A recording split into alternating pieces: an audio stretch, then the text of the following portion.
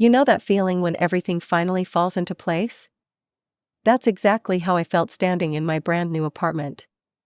After 6 long years of hard work, I could finally say I owned my own home. My name is Julie, I'm 29, and this is my story. I remember the day I got promoted 2 years ago, like it was yesterday. My boss called me into his office, and I thought I was in trouble. Instead, he handed me a contract with a significantly higher salary. From that day forward, I lived like a monk, no fancy clothes, no expensive dinners out, nothing. Every single cent went straight into my savings account. But I'll be honest, it wasn't just my savings that made this possible. A year ago, my grandmother passed away. She was my mother's mother, and she left me $150,000 in her will. That money, combined with everything I'd saved, meant I could finally stop dreaming and start house hunting. When I found this 2-bedroom apartment, I knew it was the one. Not too big, not too small, just perfect. The best part? No mortgage. The realtor actually did a double take when I said I wanted to pay in full. The look on her face when I signed those papers? Priceless. I couldn't help myself. As soon as I got the keys, I took about 1 million photos and posted them on social media. My friends went crazy with the likes and comments. Congratulations, Julie, living the dream. When's the housewarming party? It felt amazing to have so many people genuinely happy for me. Then my phone rang. The name on the screen made my stomach drop. Dad. Julie, he said, his voice as dry as sandpaper. I need you to come over for lunch next Saturday. That call brought back everything I'd been trying to forget. See, my mom died when I was 9, cancer. It ripped our family apart, but Dad, well, he didn't stay single for long. Within a year, he married Sharon, and a year after that, they had my half-sister. Sharon never liked me much, even before she had her own kid. But after? That's when things got really bad. Suddenly, there were all these new rules, and funny enough, they only seemed to apply to me. Julie, you need to be quieter. Julie, you can't have friends over. Julie, turn that music down right now. Meanwhile, my half-sister got everything. New clothes? She got them first. Latest toys? They were hers before she could even ask. Family trips? They planned them around her schedule. It was like I'd become a ghost in my own home, floating around while Dad and Sharon doted on their precious daughter. Sometimes I wondered if they even remembered I existed. Thank God for Grandma Margaret. I don't think I would have survived those years without her. As things got worse at home, I started spending more and more time at her house. She lived just 15 minutes away by bike, and her door was always open for me. Her house became my safe haven. My cousins, Jack, Emma, and little Tommy, were often there too. They were my Aunt Sarah's kids, and unlike my half-sister, they actually treated me like family. We'd spend hours playing board games, watching movies, or just hanging out in Grandma's backyard. Meanwhile, back at my father's house, things were getting worse. My sister Amy had turned into a nightmare. She'd hide my things, accidentally spill drinks on my homework, and even started spreading rumors about me at school. But somehow, I was always the one who got blamed. Julie, why are you making your sister upset? Sharon would demand. Julie, stop antagonizing Amy, Dad would echo, not even bothering to hear my side. The day I got my college acceptance letter was probably the happiest day of my life. Not because of the school itself, though getting a partial scholarship was amazing, but because it meant I could finally leave. The college was 3 states away, and Grandma helped me pay what the scholarship didn't cover. College was like breathing fresh air after being underwater for years.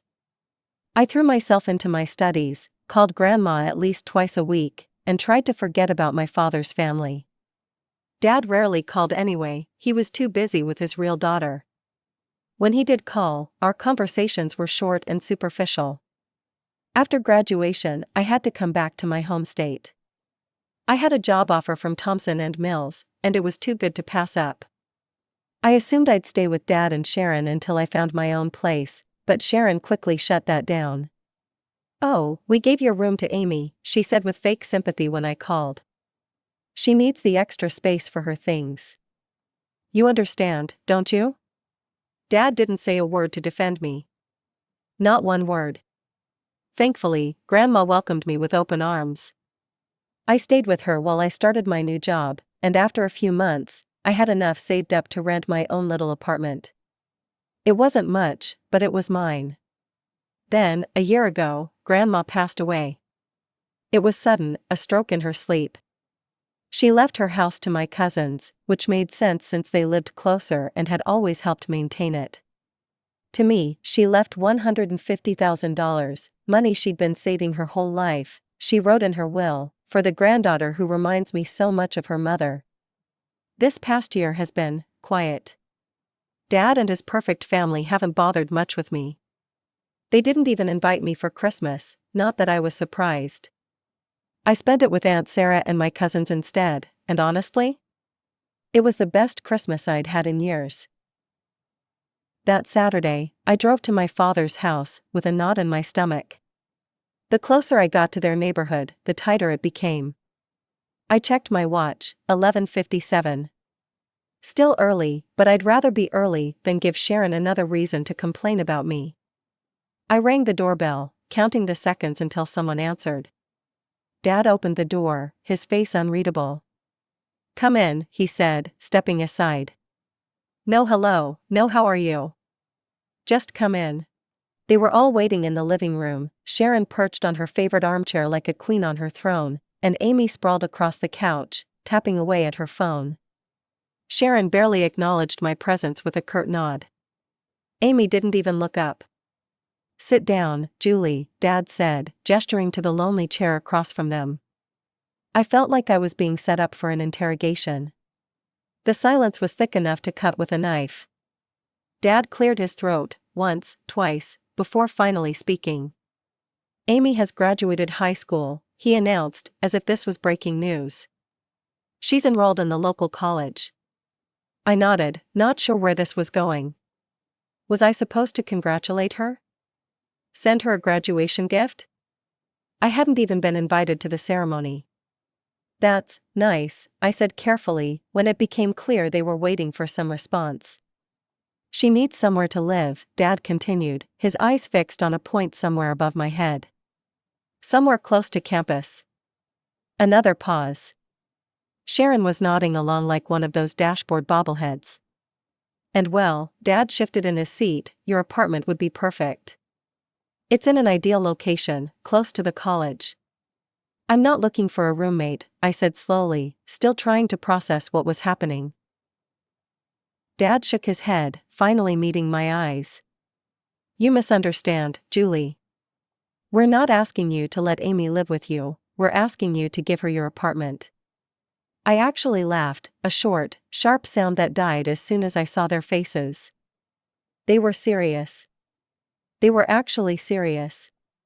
"Give her my apartment?" I repeated, certain I must have heard wrong. "As in, give up my home?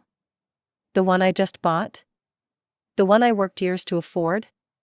"Yes," Dad said firmly, like he was explaining something very simple to a very stupid child. "Amy needs it more than you do." I sat there, staring at them, wondering if I'd somehow slipped into an alternate reality. My apartment. The one I'd saved every penny for. The one I'd bought with my inheritance from Grandma. They wanted me to just give it away? The same Amy who was still refusing to even look at me? "She deserves it more than you do," Sharon said, her voice dripping with that same condescension she'd used on me since I was 9 years old. "After all, what have you done to deserve such a nice place? Living all alone in a 2-bedroom apartment, while my poor Amy has to consider student housing?" I shot to my feet so fast, my chair almost tipped over. "Are you all completely insane?" My voice came out stronger than I expected. "I'm not giving up my apartment. Not now, not ever. I bought that place with my own money." Dad's face darkened. "Your own money? Your grandmother gave you $150,000. That's hardly your own money." Something snapped inside me. All those years of staying quiet, of taking their abuse, of trying to be the bigger person, gone in an instant. My grandmother? I laughed, but there wasn't any humor in it. You mean my mother's mother? The woman who actually cared about me when you were too busy playing happy family with your new wife and daughter? That grandmother? The one who has absolutely no relation to Amy whatsoever? Amy chose that moment to finally look up from her phone, her face scrunching up in that familiar way that always preceded her crocodile tears. You're such a terrible sister, she wailed, right on cue. You've always been so mean to me. You've never loved me. Julie, Dad said, his voice hard, I'm very disappointed in you. This is not how we raised you. You didn't raise me at all, the words exploded out of me. You checked out the moment Mom died and Sharon moved in. Don't you dare talk about how you raised me. I grabbed my purse and headed for the door, my whole body shaking. Behind me, I could hear Amy's theatrical sobs, Sharon's comforting murmurs, and Dad calling my name, but I didn't stop. I couldn't get out of there fast enough. I thought that would be the end of it. I really did. But the next morning, my phone rang, Dad again. Julie, listen to me, he started before I could even say hello. You're the older sister, you need to help Amy. This is what family does. I almost laughed. Family? Now you want to talk about family? Where was this family spirit when Sharon kicked me out of my room? When Amy was making my life hell? When you didn't even invite me to Christmas? That's different, he insisted. You're being unreasonable. Amy needs. You're crazy, I cut him off, actually crazy if you think I'm going to give my apartment to someone who spent her entire life trying to hurt me. Don't call me again about this. I hung up, but it wasn't over. Within minutes, my phone started buzzing with messages from Sharon. You've always been jealous of Amy. You're just like your mother, selfish and ungrateful. After everything we've done for you. I stared at the messages, feeling a strange sense of calm wash over me. Dad kept calling throughout the day, but I stopped answering. What was the point? The conversation would just go in circles, him demanding I give up my home, me refusing, him guilt-tripping me about family obligations. A week after the confrontation, I decided to go ahead with my housewarming party. My apartment was filled with the people who actually mattered, friends from work, old college buddies, and my cousins. The sound of genuine laughter and conversation felt like a cleansing ritual, washing away the toxicity of the previous weekend. Julie, Emma called from the kitchen. We're running low on ice. I was heading to the freezer when my cousin Jack grabbed my arm. His face was serious, unusual for him, as he's typically the family clown. Hey, I need to show you something, he said quietly, guiding me toward the hallway. You might want to sit down for this. I perched on the edge of my new ottoman as Jack pulled out his phone. He hesitated for a moment, then handed it to me. I was at Lorenzo's last night with some friends, he explained. Look who I saw in the back booth. The first photo made my heart stop. There was Sharon, my stepmother, sitting in a dimly lit restaurant booth. But she wasn't alone. A man I'd never seen before had his arm around her, and they were kissing. Not a friendly peck, but the kind of kiss that leaves no doubt about the nature of a relationship. More photos followed. Sharon laughing, her hand on the man's chest. The man feeding her a bite of dessert. Their fingers intertwined on the table. They looked comfortable together, intimate. Like lovers who'd done this 1,000 times before. I couldn't believe what I was seeing, Jack continued. I know I shouldn't have taken pictures, but... Send them to me, I interrupted, my voice barely a whisper, please. After the party ended and my last guest left, I sat in my dark living room, staring at the photos Jack had sent. Who was this man? I needed to know. It didn't take long to find him. Sharon wasn't exactly subtle, he was right there in her Facebook friends list. Robert Mitchell. I clicked on his profile and felt my world tilt on its axis. Robert Mitchell had been working at Riverside Insurance Company for 20 years. The same company where Sharon worked.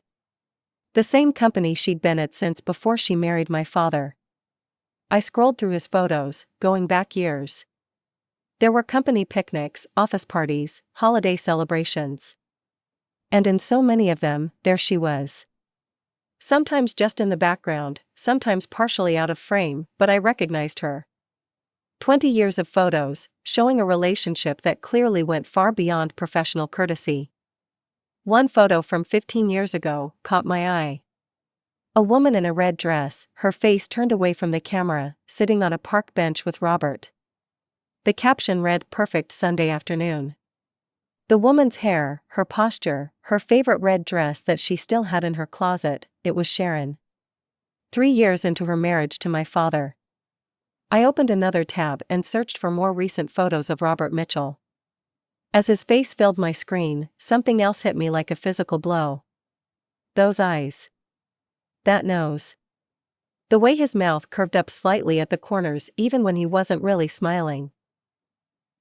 I pulled up a recent photo of Amy on my phone and held it next to the screen. The resemblance was undeniable. How had I never seen it before? Amy looked nothing like my father, she never had. But she was practically a carbon copy of Robert Mitchell. The truth was burning a hole in my pocket. For 2 days, I walked around in a daze, carrying the weight of what I'd discovered. Every time I looked at the photos, I felt sick to my stomach. 20 years of deception. And my father, completely blind to it all. When his number flashed on my phone screen again, I almost didn't answer. But something made me pick up. Julie, his voice was stern, authoritative, the voice he used when he thought he was being a father. "We need to have a serious conversation. Come to the house. Now." I considered telling him everything right then. Blurting out the truth about his wife's 2-decade affair, about Amy's real father. But some instinct told me to wait. "I'll be there in 20 minutes, I said instead. They were waiting in the living room, just Dad and Sharon this time. "Sit down, Julie," Dad commanded, and I complied, playing the dutiful daughter one last time. He didn't waste time with pleasantries. "Your behavior has been disappointing," he began, pacing in front of the fireplace. "This selfishness, this refusal to help your sister, it stops now." I watched Sharon nodding along, and my stomach turned. The audacity of this woman, demanding I give up my apartment to her illegitimate daughter. "I've made a decision," Dad continued, his voice hard. "Either you sign over your apartment to Amy, or I'm writing you out of my will, completely. No inheritance, no family money, nothing." Sharon's face lit up with triumph. They really thought they had me cornered.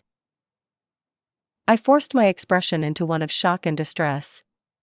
"I need to think about this," I whispered, watching Sharon's smile grow wider. "Good girl," Dad said, his voice softening slightly. "You take some time to think about what really matters." Could I use the bathroom first?" I asked, making my voice small and shaky. Dad waved his hand dismissively, and I hurried upstairs.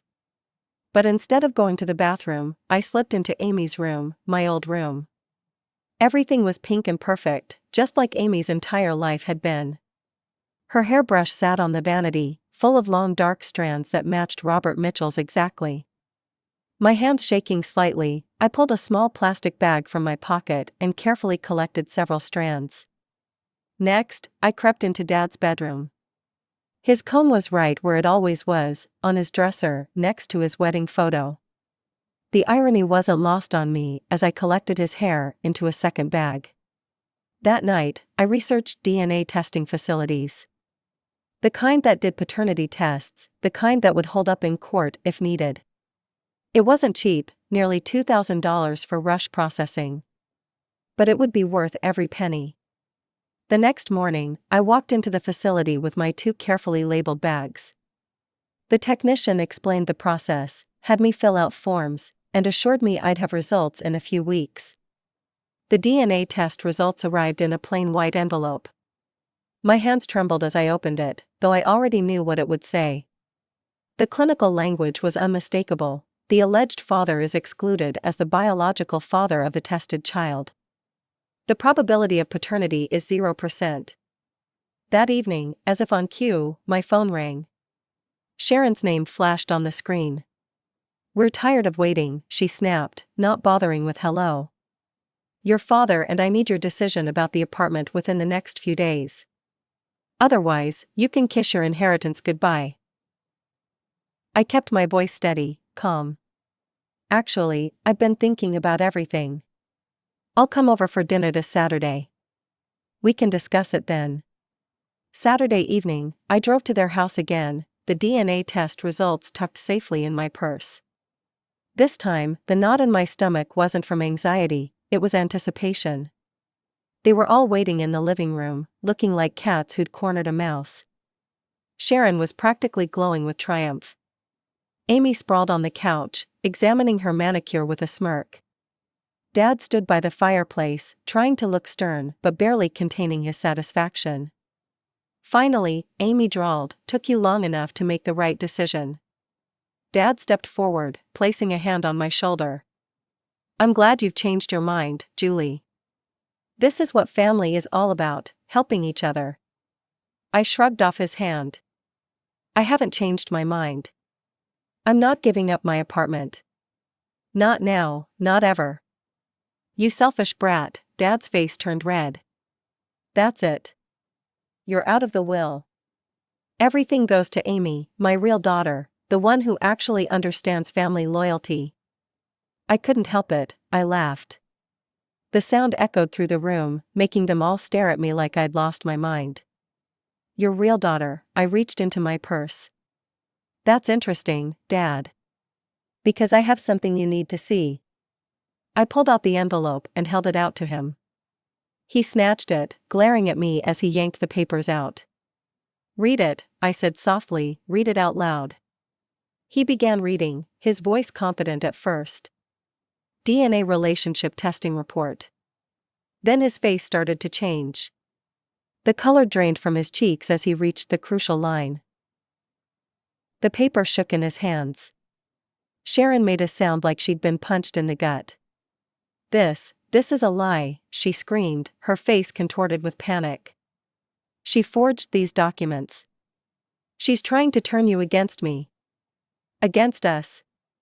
"I have more proof," I said quietly, pulling out my phone while Sharon continued to scream about forgery. My fingers shook slightly as I pulled up the photos Jack had taken. "Look." The room fell silent as I held up the screen. There was Sharon, locked in an intimate embrace with Robert Mitchell. The timestamp showed it was from just last week. Sharon crumpled onto the couch, her mask of superiority finally cracking. "David, please. I can explain." "Explain?" he roared, making us all jump. "Explain what? How long?" 20 years, she whispered, tears streaming down her face. He's my colleague at Riverside Insurance. Amy, Robert is her father." The silence that followed was deafening. I watched my father's world collapse in real time, 20 years of lies crashing down around him. Without another word, I picked up my purse and walked out, leaving them to their reckoning. The next week passed in a blur. I went to work, came home, tried to process everything that had happened. I heard through the grapevine that Sharon and Amy had moved out, that Dad had hired the city's best divorce lawyer, that the scandal had spread through their social circle like wildfire. When Dad's number appeared on my phone a week later, I almost didn't answer. But something in me, maybe curiosity, maybe hope, made me pick up. "Can we meet?" His voice sounded rough, tired. "Coffee at Carson's Cafe?" I found him at a corner table, staring into a cold cup of coffee. He looked like he'd aged 10 years in a week, unshaven, shoulders slumped, wedding ring conspicuously absent. "I filed for divorce," he said without preamble. "Sharon and Amy are gone. I told them to get out of my house. I've stopped Amy's college payments too. Why should I pay for another man's child?" I sat silently, stirring my latte, waiting. "Julie, his voice cracked. "I've been a terrible father to you." "Yes," I agreed calmly. "You have. All these years, I favored Amy over you. I let Sharon treat you like an outsider in your own home. I didn't protect you, didn't support you. I failed you in every way possible. You did, I said, and you never would have realized it if you hadn't found out about Amy. If she had been your biological daughter, you would have kept treating me like a second-class citizen. You would have taken my apartment from me and given it to her without a second thought. He flinched at my words, but didn't deny them. Please, he whispered, reaching across the table. I pulled my hands back before he could touch them. Please give me a chance to make it right. Let me try to be the father you deserved all along. That was 3 months ago. We meet sometimes now, coffee, lunch, careful conversations about safe topics.